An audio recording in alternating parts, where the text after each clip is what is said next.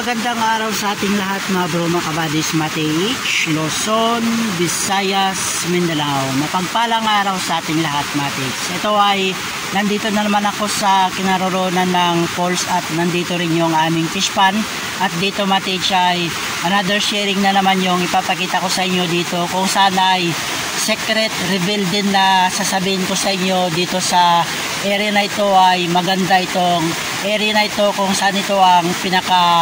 landmark ng mga pond na kung saan ay falls ito, na kung saan ay makikita natin malalaking bato dito at dito ay makikita natin yung dalawang umaagos na tubig dito ay naging Y siya, na kung saan yung nagmula sa falls ay aagos siya dito, plus yung isang umaagos naman na tubig na nagmula rito sa kabila ay naging Y siya dahil nagdugsong siya dito, Matich, sa area nito kung saan ay babagsak doon sa baba kung saan ang isa sa cave na ginawa nila dyan, na nandyan ang malaking bato na kung saan din ang pinaka big deposit ay nandyan din, Matich, na kung saan itong ipapakita ko sa inyo na secret reveal na sasabihin ko ay ito ang makikita natin na hugis puso na bato dito na ginawa nila ito na benchmark fulcrum point, na kung saan ay meron siyang 5 arrow na nagpo-point sa direksyon kung saan ang spot na tinutukoy niya, kung saan ito ay benchmark fulcrum point, na ito ay hugis puso na nagpapahiwatig wealth deposit na nakatago dito, Matich. Ang unahin ko, Matich, na isang arrow niya na direksyon patungo siya dito sa portion na ito kung saan yung tinestig ko dito na hindi pa namin na-operate, plus yung tinira ko doon, Matich, na bato na kung saan ay napagkamalan ko yan na rock and close, ngunit ang spot niya ay nasa kanyang beside kung saan makikita nyo yun ang symbolization naman ng Mount Fuji na ginawa nila na sign marker, na kung saan ang spot ay nasa kanyang beside, plus dito ay nandito naman sa under ng malaking bato yung spot dito, na kung saan ay makikita nyo dito, Matich, ay meron siyang human face na kung saan ay makikita nyo ay mukha ng Japanese, Matich. Plus dito ay makikita rin natin yung isa sa area na nandito ay ito yung turtle head, na kung saan ang spot ay tinutukoy niya ay nandito, plus ang combination niya, Matich, ay ito yung makikita natin na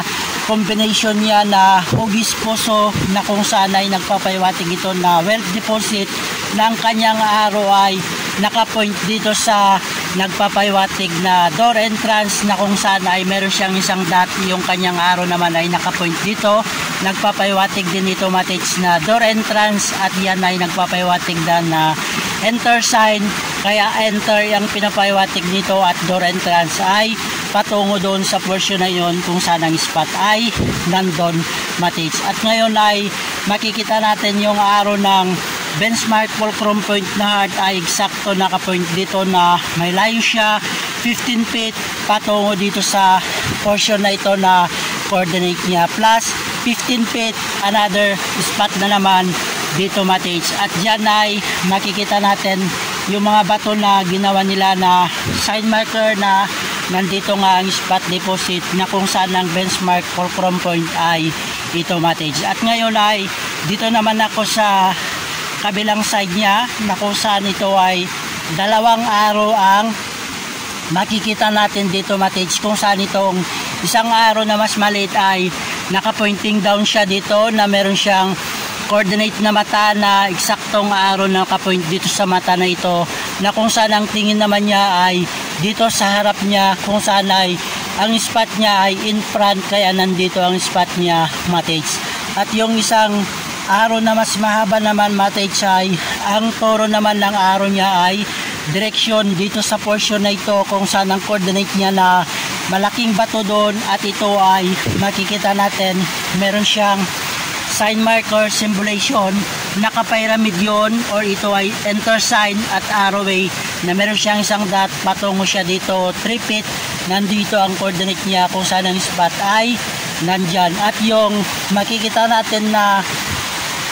hole dito, Matich, ay ito naman ang nagpapahiwatig na deposit na kung saan ay titignan natin mabuti ay matayan na isang hole ay nandun, yung isang hole ay nandito, na naging mata niya ay nakatingin dito na kung saan ang spot ay nandito mates, na kung saan itong bato na makikita natin ito ay hugis puso na meron siyang isang dot dito sa gitna niya na nagpapaywatig yan na on the spot direct under, na kung saan ito ay makikita natin meron siyang isang itchy, isang dot, itchy, isang dot. Ito ay nagpapaywatig ng on the spot under ang deposit dito mates, kung saan ito ay red tisa siya na kulay ng bato na ito, nagpapaywatig dito na mismo ang pintuan niya at on the spot direct under na dito mates. At ngayon ay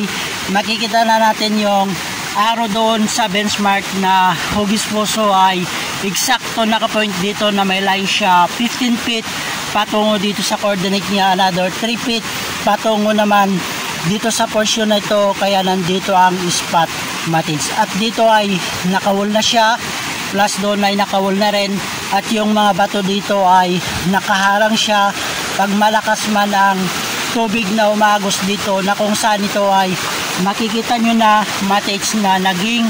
Y na siya dito mates, na creek, Y creek na siya na nagmula sa isang umagos na falls at yung isang umagos doon na creek ay nagdugsong siya dito mates. At diretsyo doon sa area sa baba kung saan ang cave nila ay nandun lamang mates. At ngayon ay dito naman sa portion na ito ang ipapakita ko sa inyo kung saan ay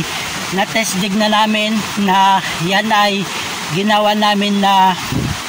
fish pan at hindi pa namin nalalagyan ng tilapia mates, dahil alam nyo naman ay sunod-sunod ang ulan at may bagyo pa na tatlo, na kung saan ito ay ipapakita ko sa inyo kung saan itong pinaka benchmark namin na hugis puso, yung kanyang arrow kumunik siya dito sa isang arrow dito na tumutukoy naman sa direksyon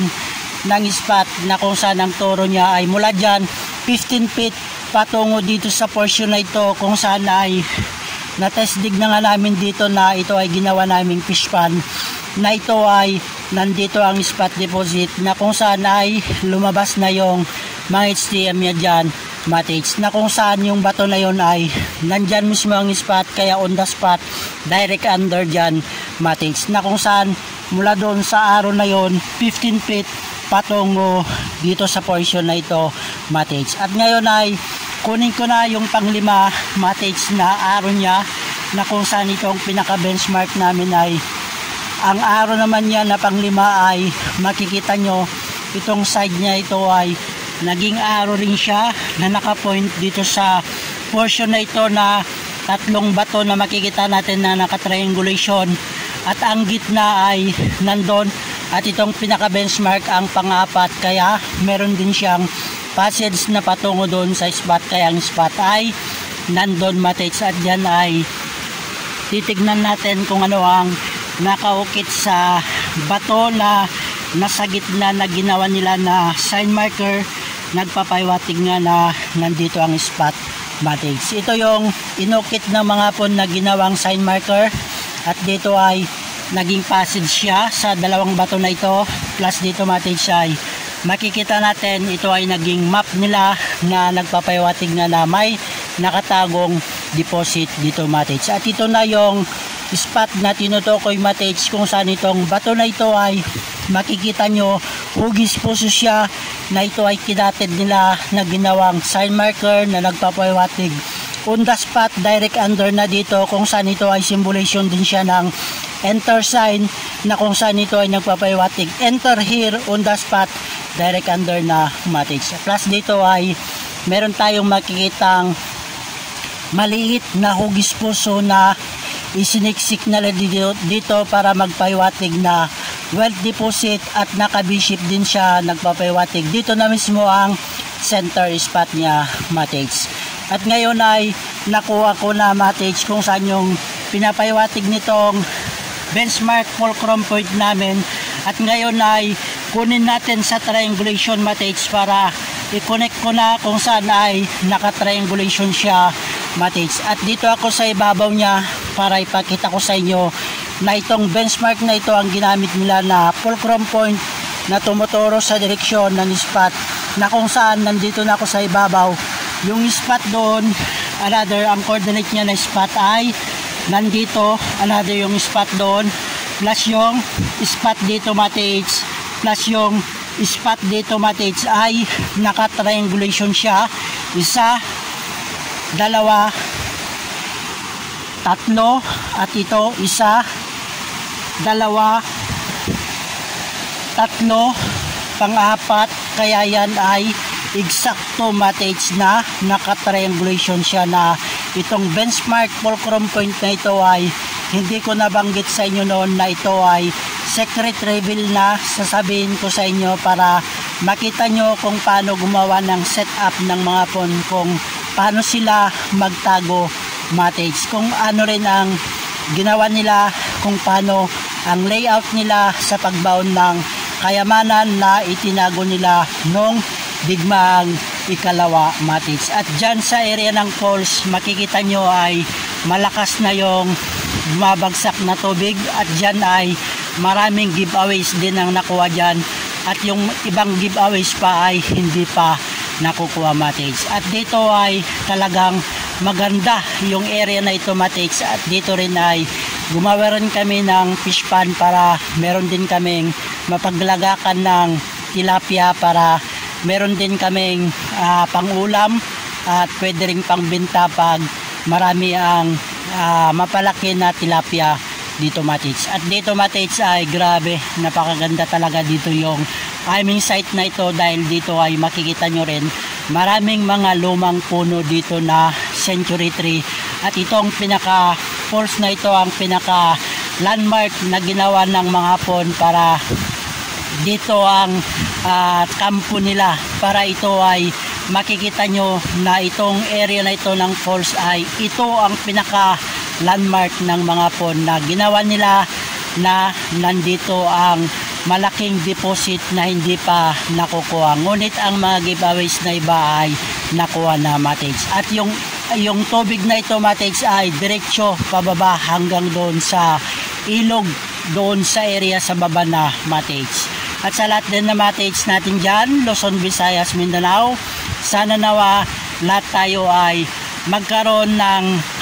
blessing na ibibigay ng ating amang lumikhang Abay Hawa at ang kanyang nag-iisang anak, King Messiah Shai, guide and bless sa ating lahat mates. More tiyaga lang, more power to all.